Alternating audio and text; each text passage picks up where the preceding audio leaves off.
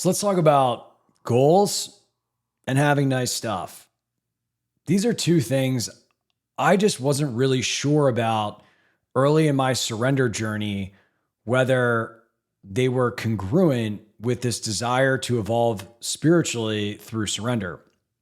Because the idea of having goals seemed egoic, which I was trying to give up.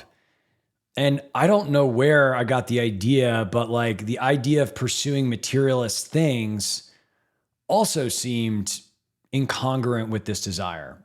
And so this was really confusing for me for a long time.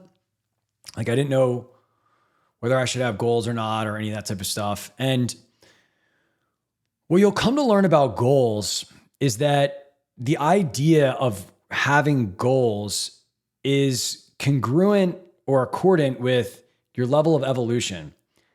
It's my experience that in this phase of human evolution and consciousness, it's normal and okay and good to have goals because we live in a world and we try to accomplish things. In fact, your goal right now is probably to get better at surrendering, which is why you're watching this video. Now, later on, you're going to move into phases where you're more and more in the present moment, which means that you're not thinking about the future and you're acting from spontaneity as consciousness itself, which is different than where we are now. And so if you're watching this video, my guess is you're probably not quite there, which is amazing, cool. You'll totally get there if you want. It's all good. No, there is no better or worse level of evolution. They're just different expressions of consciousness. And yeah, I think you need to get comfortable in the idea that like, yeah, it's great to have goals. And if I don't achieve them, that's really where we start to investigate attachment and surrender. And are we able to let go of things, to the outcomes, to the scenarios when maybe something doesn't go our way? And that's when the true test is.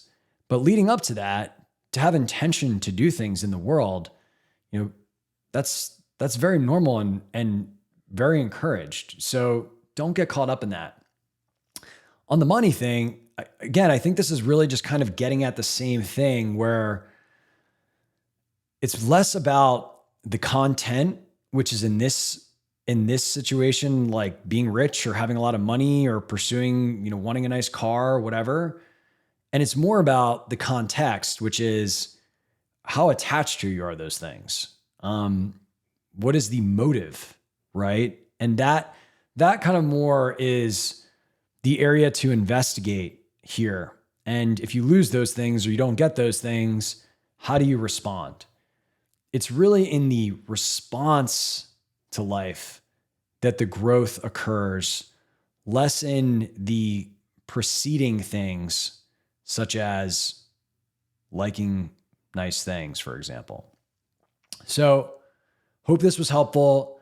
I know for me, this was something I was very confused about for a while. And once I got clarity on this, it became much easier to move back into a place of motivation, not just in my own spiritual path, but also in my worldly responsibilities, like running a company, being a good friend, being a good family member, all of those things.